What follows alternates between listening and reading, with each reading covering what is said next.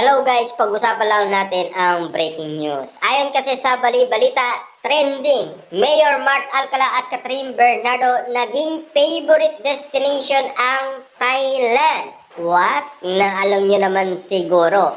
Dahil alam kasi ng mga Dilolo fans na Katniel fans, doon nag-anniversary ang Katniel sa kanilang relasyon bilang boyfriend at girlfriend. Kaya nga naman kasi tila si Catherine Bernardo ay binabalikan ang mga alaala.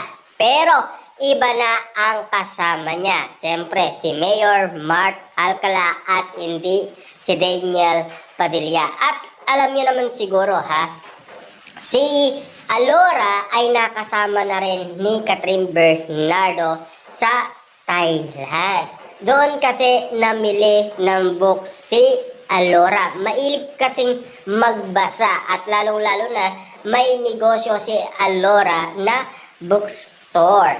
Kaya nga naman kasi si Catherine Bernardo minsan doon na rin bumibili ng nasabing book. Yan kasi ang mga nangyari kung bakit napapag-usapan hanggang ngayon sina Mayor Mart Alcala at Catherine Bernardo. Pero naging patok pa rin ang usap-usapan kung bakit naging favorite destination ni Catherine Bernardo at Mayor Mart Alcala ang nasabing lugar. Dahil may alaala kasing iniwan ang Katniel sa nasabing lugar sa Thailand. Kaya nga naman kasing malaking bagay ang alaala na hindi pwedeng mabura ng nasabing lugar. Kahit mga Dilolo fans na Katniel fans hanggang ngayon ay bit-bit pa rin nila ang mga alaala.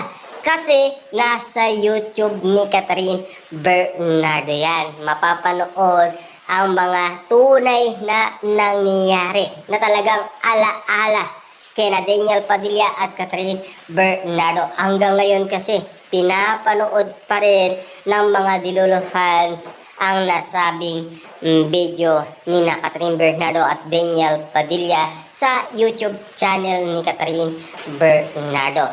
Kita nyo naman hindi na nag-YouTube si Catherine Bernardo, pero marami pa rin nanonood sa kanya. Kasi gusto nila maalala ang Katniel sa nakaraan kung bakit nga naman kasi naging masaya sila sa lugar ng Thailand. Kung saan pupunta sina Mayor Mart Alcala at Catherine Bernardo. Ika nga kasi ng karamihan, naging favorite destination ang nasabing lugar sa Thailand. At siyempre pinag-uusapan si Mayor Mart Alcala at Catherine Bernardo. Grabe nga naman kasi ang naging usap-usapan na tila hindi kayang mabura ni Catherine Bernardo ang mga alaala na iniwan ni Daniel Padilla sa kanya. Nasa puso't isipan pa rin ni Catherine Bernardo kahit na si Daniel Padilla, bit-bit pa rin niya ang mga alaala. Kasi inamin naman talaga yan ni Daniel Padilla noong siya ay pumirma ng kontrata noong 2024. Ayon nga sa kanya, si Catherine hindi ko pwedeng makalimutan. Lalong-lalo na ang mga nakaraan nila na magandang memory. Nasa puso niya pa daw yon at hindi niya kayang burahin. Hanggang ngayon kasi nangangarap pa rin ang mga Katniel fans na sana to pa rin daw ni Daniel Padilla ang nasabing pag-amin niya noong 2024.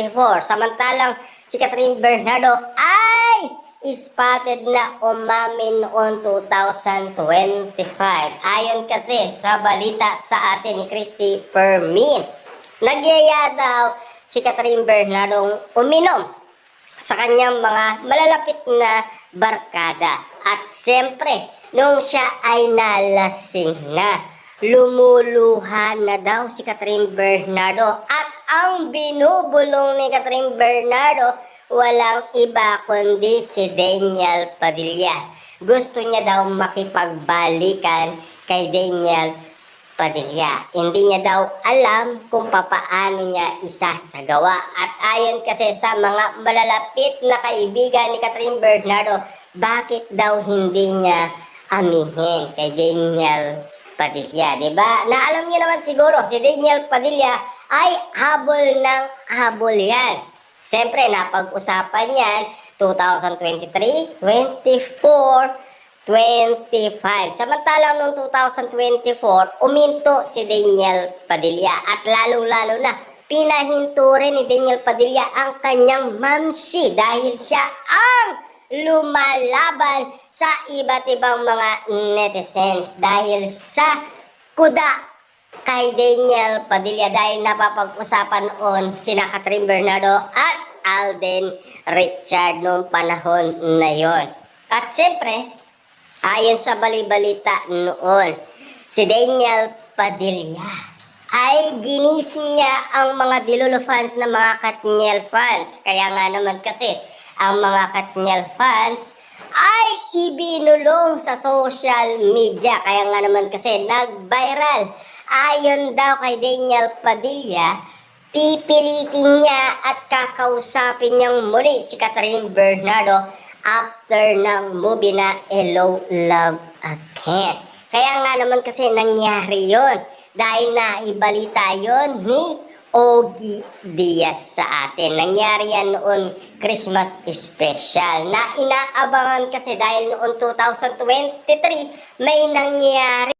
Hinalikan kasi ni Catherine Bernardo si Daniel Padilla na akala nila nagkabalikan na. Yun pala ay hindi pa. Samantalang nag-travel yan kasama sina Joshua Garcia at siyempre Ria Ataide at Sergio Marodo sa ibang lugar. Siyempre sa Japan, di ba? At siyempre napapag-usapan na napaka-sweet pa rin nila Daniel Padilla at Catherine Bernardo. Yung pala pinapatapos lang nila ang kanilang kontrata bilang Katniel. Na ngayon ay iba na ang tawag sa kanila. Nasanay na ang mga Dilolo fans na tawagin sila sa kanilang pangalan bilang Daniel Padilla at Catherine Bernardo. Dahil nag-ati nga naman kasi ang mga Dilolo fans na Katniel fans. Meron na iwan kay Catherine, meron din na iwan kay Daniel Padilla. Yan ang tunay na nangyari. Samantala ngayon, napapag-usapan na ang tambalan Katniel. Na alam niyo naman siguro, nag-announce na ang ABS-CBN at ang tanging kakausap sa dalawa ay si Direk Cathy at napapayag niya na sina Daniel Padilla at Catherine Bernardo. Yan kasi ang tunay na kadahilanan at yan din kasi ang issue.